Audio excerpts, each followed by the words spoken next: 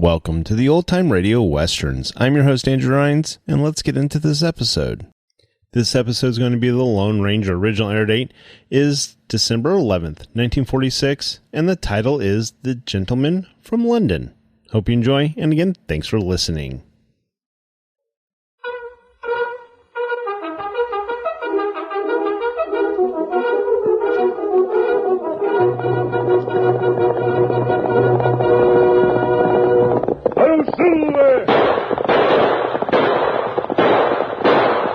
Fiery horse with the speed of light, a cloud of dust, and a hearty hi-yo Silver, the Lone Ranger.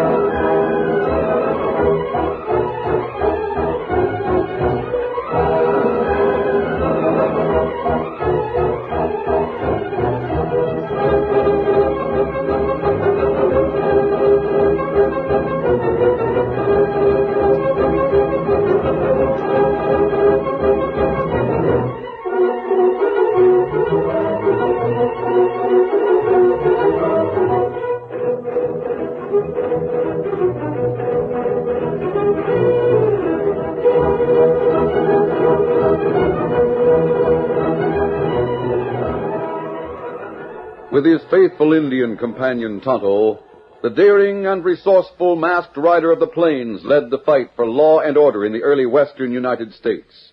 Nowhere in the pages of history can one find a greater champion of justice. Return with us now to those thrilling days of yesteryear. From out of the past come the thundering hoofbeats of the great horse Silver. The Lone Ranger rides again. Come on, Silver. Let's go, big fellow. I'll Silver. Hoy!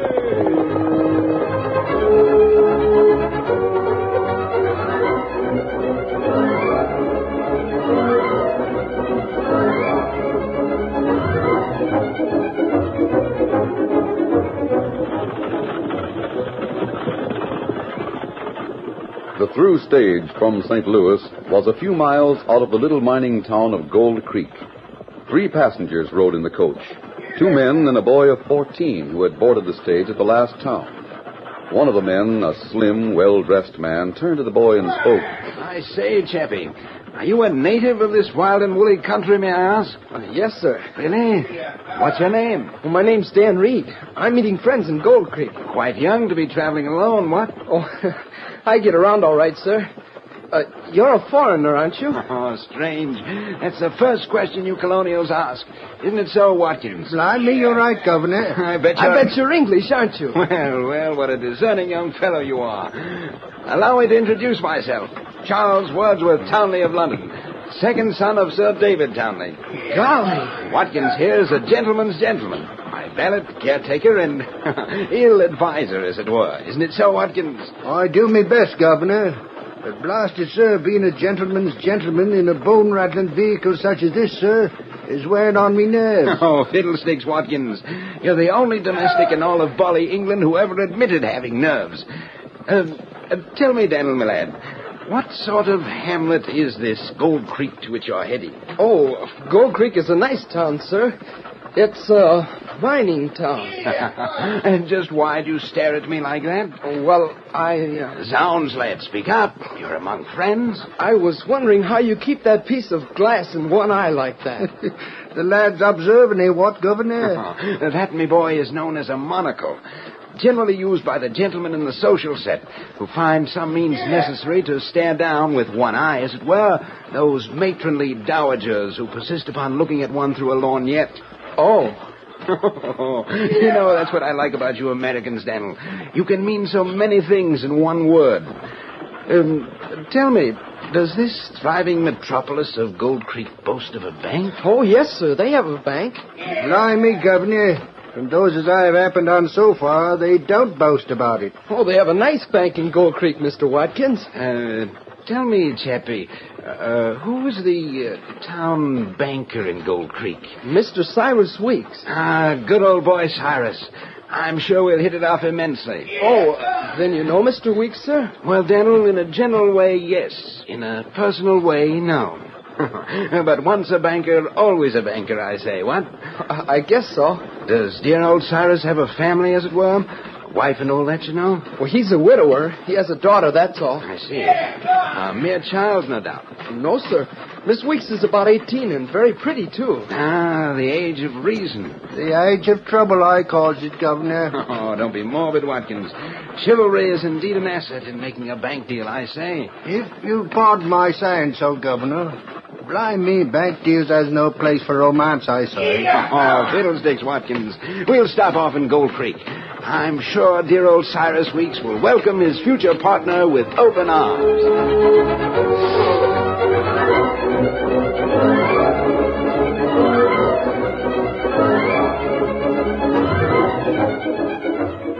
Arriving in Gold Creek, Dan Reed went to the livery stable where his horse Victor was waiting.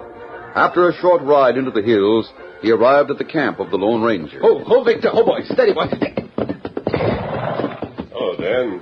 Have a good time with your friend and welcome. Yes, sir. Oh, we miss you, Dan. It's good to have you back. I'm glad to get back, Tonto. I enjoyed the ride on the stage. There were 2 Englishmen on it. 2 Englishmen? Yes, sir. One of them wore one of those, monocles. His name was Townley, Charles Townley. The other one was his valet. They sound interesting, Dan. They were. I like to hear them talk. Mr. Townley's father has a title. He comes from London. Oh. Where were they heading, Dan? Well, they got off at Gold Creek. Mr. Townley asked me a lot of questions about the bank. Then he said something about being Mr. Weeks' future partner. Oh, I see. And Gold Creek was their destination. Well, I didn't think so at first. They didn't seem to know Mr. Weeks until I told them about him. And they talked of a bank deal and all that. They talked so strangely I had a hard time knowing what they meant. That's strange, Kemosabe. Not no man him make future partner. Yes, it is, Tonto. I'd like to know a little more about your English friends, Dan.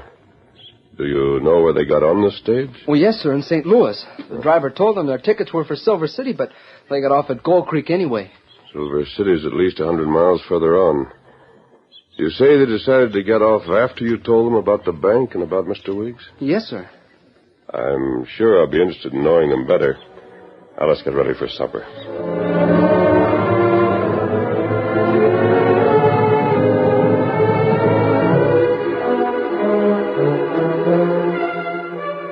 The following morning, Banker Weeks was in his office at the bank when one of the clerks entered.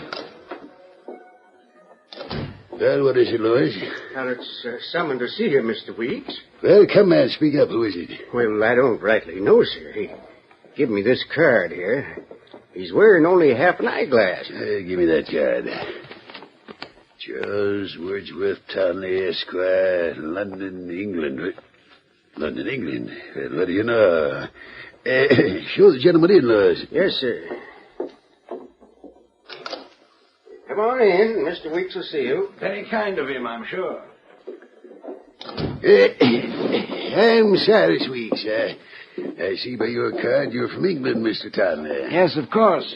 You must have heard of my father, Sir David Townley of the London City Bank, what? Sir David Townley, I can't say I've heard about him, but if he's with the London City Bank... Oh, my dear sir, my father's not just with that bank, he owns it, naturally. Well, what do you know? Hey, sit down, Mr. Townley, sit down. Thank you, sir, thank you.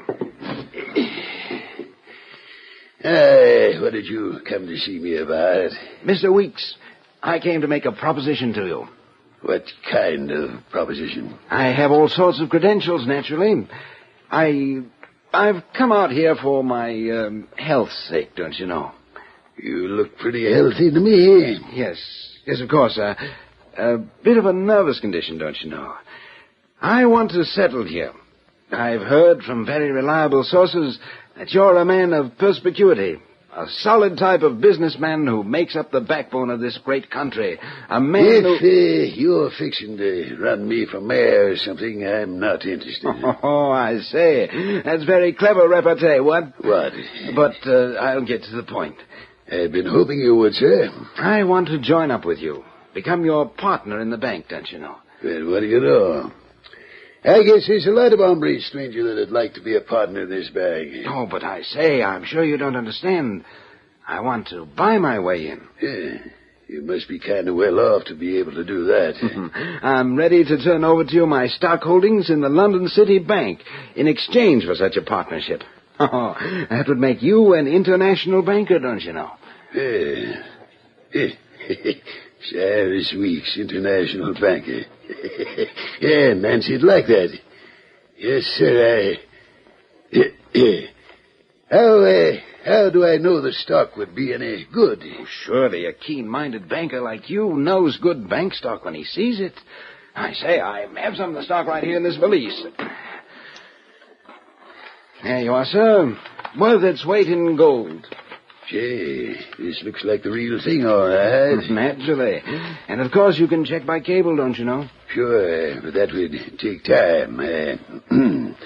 I'd sure like to own some of this stock, but... Oh, excuse me, man. I didn't know you were busy. Oh, come in, Nancy. Mr. Tanley, your lordship, may I introduce my daughter, Nancy? The title is my father's, sir, not mine. Oh, charmed, I'm sure, Miss Weeks. How do you do, Mr. Townley? Are you really from England? He sure is, Nancy, straight from London. His father owns a big bank there, too. Really? How nice. I say, you have a charming way of expressing yourself. Oh, it is nice to own a bank, don't you know? Nancy, Mr. Townley owns a lot of stock in that big London bank. He offered to trade it to me for a partnership in my bank. I have all sorts of credentials, really. I'm sure you have. Dad, why not invite Mr. Townley to supper tonight? You can discuss your business further there. Sure. Glad to have you, Mr. Townley. Oh, how jolly. Oh, I say, I'm overwhelmed by the hospitality you Americans shower upon me. We'll look for you at 6 then, Mr. Townley. Yeah. And I'm sure you and Dad can get together on your bank deal. By Jove, Miss Nancy, with you on my side, I'm sure we can work out a jolly little partnership in the banking business.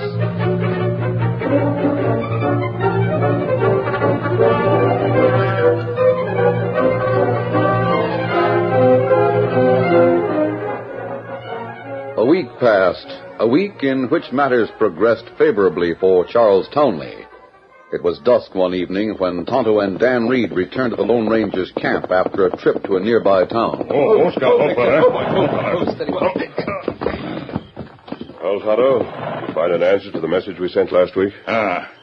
Telegraph man at Piketon say message come in this morning.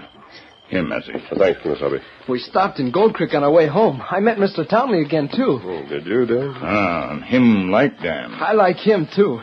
He's a partner in Mr. Weeks' bank. I see. Me hear talk, Kimasabi. Yes? People say Englishman maybe marry Weeks' girl. That's right. He introduced me to her. She was with him when we met. She's awfully nice. Yes, so I understand. I met Mr. Townley's valet, too. He's funny when he talks. I don't think he likes the West too well. He says it makes him nervous the way everybody carries guns all the time. Maybe he has reason to fear men with guns, Dan. Him very timid fella, Kimasabi. Him stay at hotel most of the time. I wonder if he's as timid as he seems. Why you say that? I sent a message to St. Louis, Tonto, as you know, inquiring about those two Englishmen. Then that's the answer. That tells about them? Yes, Dan. And I'm sorry to say it's not good. What message say, Kimasabi? There's the two Englishmen, one posing as a valet, fleeced a small bank in St. Louis. But there must be some mistake. Mr. Townley wouldn't steal... He would, and he did, Dan. Became a partner of that bank on the strength of some London City bank stock. He left the city supposedly on a business trip. Then they discovered the stock was gone. That several bags containing sand had been substituted for bags of gold dust in the bank vault. I can't believe it. It's true, Dan. This message is from the sheriff. They made off with about $20,000. Then you think that they're playing the same game here. As a partner, he has access to the bank at any time. Oh, golly. What are you going to do? There's only one thing to do, Dan. Stop them before they pull the same sort of game on Banker Weeks.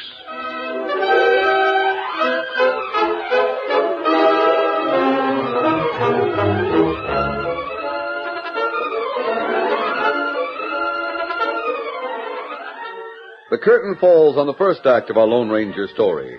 Before the next exciting scenes, please permit us to pause for just a few moments.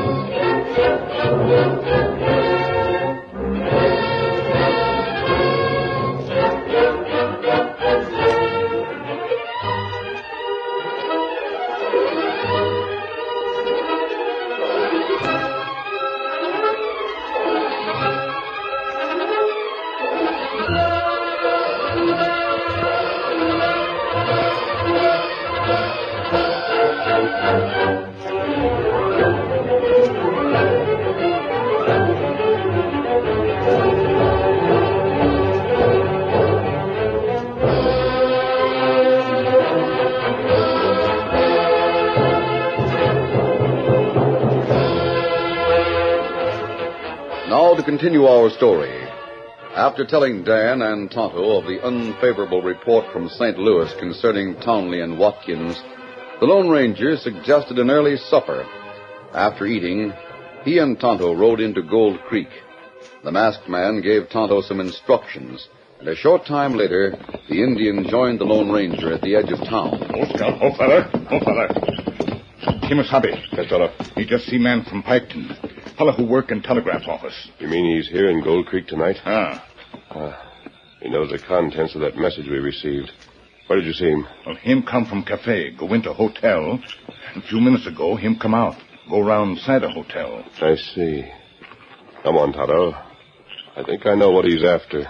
We'll leave the horses here and go on foot.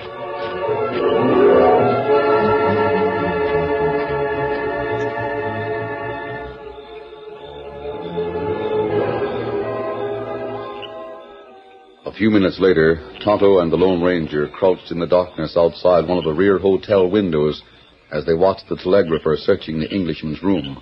He's after the $20,000 in gold the sheriff mentioned in the message, Tonto. Him open suitcase, him find under bed.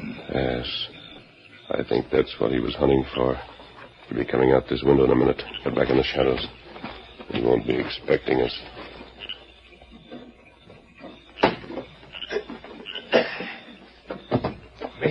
I'll take that bag, mister. Now, Hoots, I'll show you. No, you don't. Hey, give me that bag. I've got it now. Adios.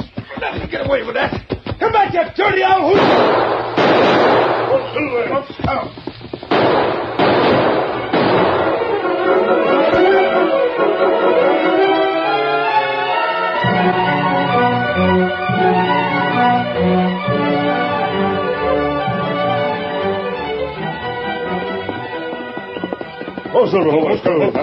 Oh, fella. Easy. What we do now, Kimasabi? We'll circle back to town, Tonto. As soon as the two strangers discover their gold is gone, they'll realize someone knows about them. You think maybe then try rob bank and leave tonight? They might. They won't get away with it. I will go back now. Come on, Silver. Get off, Scout.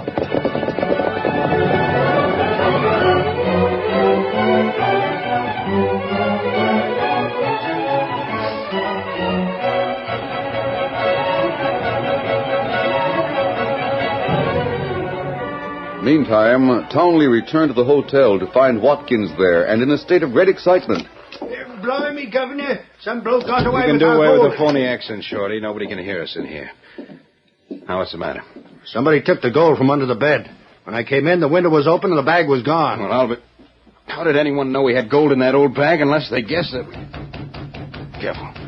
Don't forget your accent.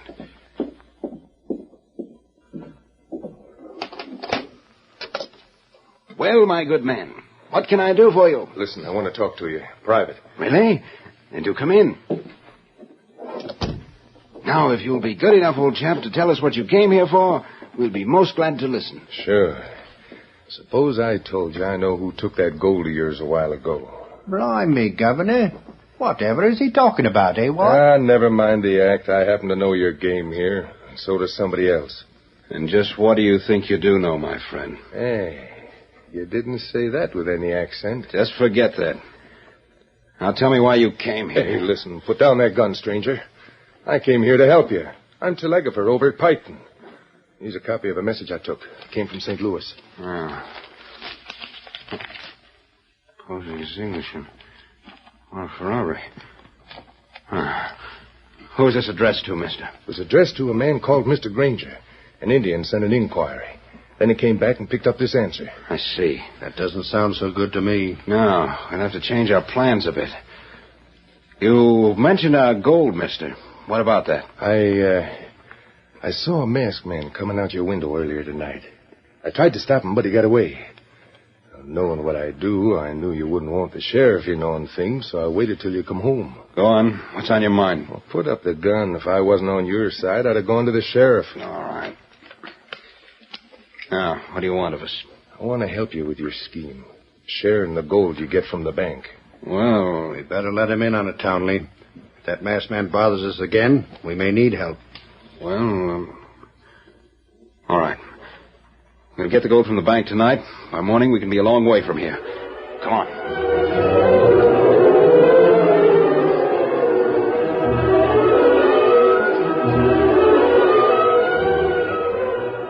Since Townley had access to the bank and to its vault, it was a simple matter for him and his companions to enter and remove several bags of gold, which they took back to the hotel.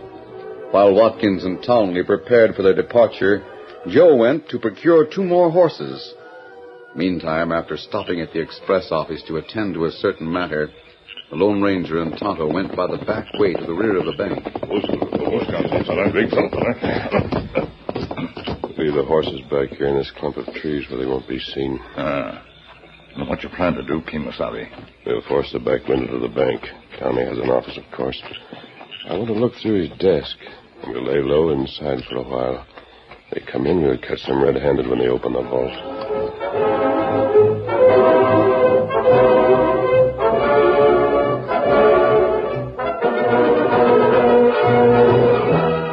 A short time later, the door to the sheriff's office opened, and Lewis, the bank clerk, burst in excitedly. Sheriff, somebody's in the bank. What? Are you sure, Lewis? Yes. I was just passing by, and I saw someone lighting matches in Mr. Townley's office. Well, I'll get my deputies, and we'll go right over there. Somebody's figuring on robbing the bank. We'll be able to trap them before they get out. You better hurry. Don't worry. We'll get them, whoever it is. Bill, Ted, come on. Somebody's inside the bank. If we hurry, we can trap them before they get out. I'll get the horses. Hurry up. We ain't got any time to waste. Come on.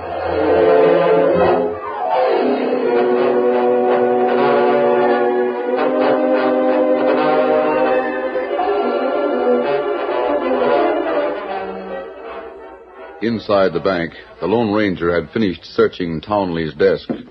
You find something, Kimasabi? Yes, Tonto. This is a handbill, an old one issued in Chicago, offering a reward for the capture of 2 confidence men who were posing as Englishmen. Oh, and they're not real Englishmen. That's right. They have everyone thinking they are. Come on, I want to find a place to hide near the vault.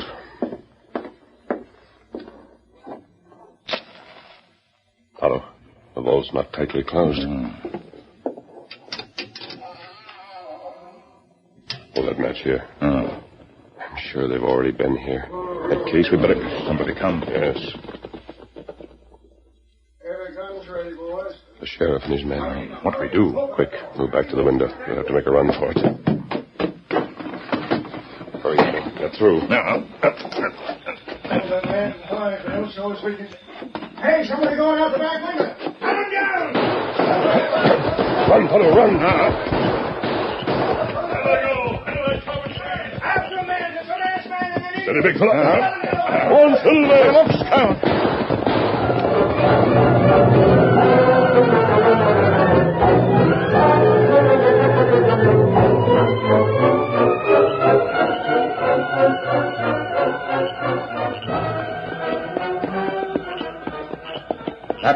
escape, Kimasabi.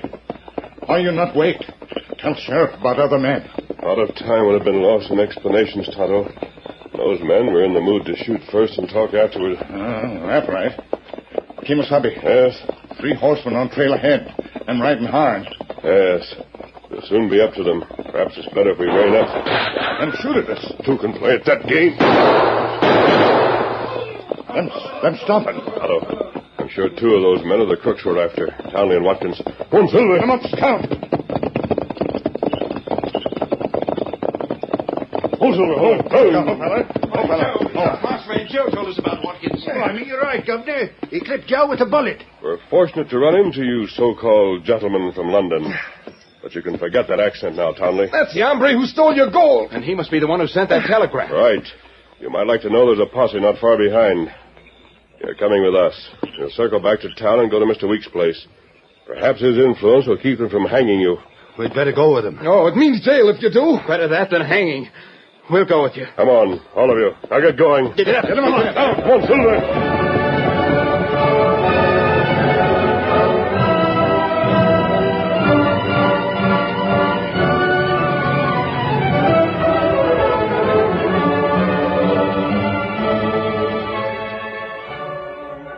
Later, in Banker Weeks' home. Oh, Mason Nancy. That masked man and the Indian got away with about $30,000. The men are stopping outside. I'll see who they are.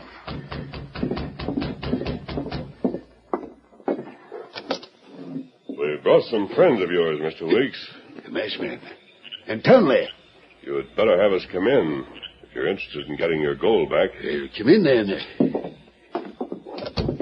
Charles, did you and Watkins capture these robbers by yourself? Miss Weeks, I'm sorry to tell you this, Oh, but tell her the truth and get it over with. Charles, the way you're talking. neither he nor Watkins is an Englishman, Miss Weeks. They're both wanted in the East for robbery. No, I can't believe it. Well, be doggone. They come right to the home of the man they robbed. Yes, they did, Sheriff. At least they were brought here. But I'm talking about you. We saw... Here, take a look at this. A silver bullet. Then you're... Yes. This telegram, together with this handbill, will tell you all about these men with a fake accent. The other one is the telegrapher from Piketon. What about the gold you stole from Townley? I took it after you stole it.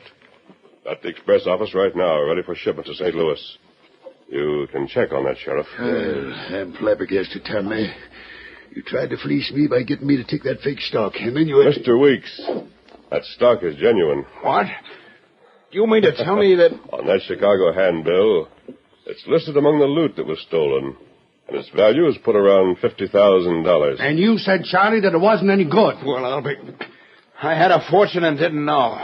We'll leave now, Sheriff. These men are your responsibility. Adios.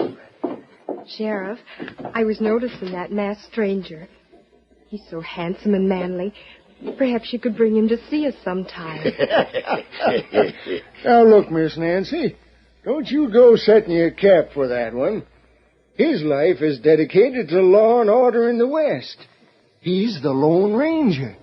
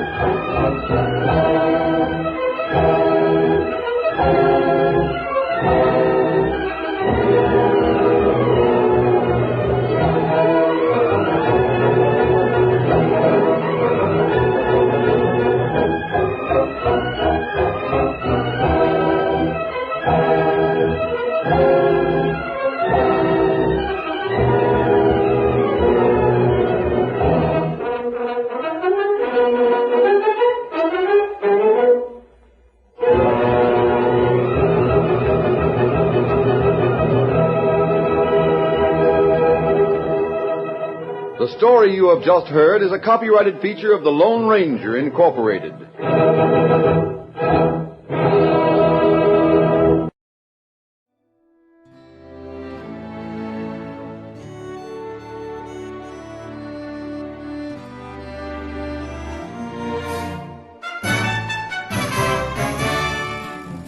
This has been a presentation of OTRWesterns.com, and we hope you enjoyed.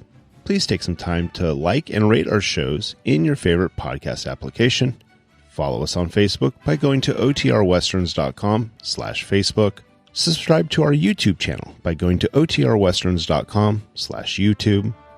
And send us an email, podcast@OTRWesterns.com. You can call and leave us a voicemail, 707-986-8739. This episode is copyright under the Attribution Non-Commercial Share-alike copyright. For more information, go to OTRWesterns.com/copyright. Have a great day, and thanks for listening.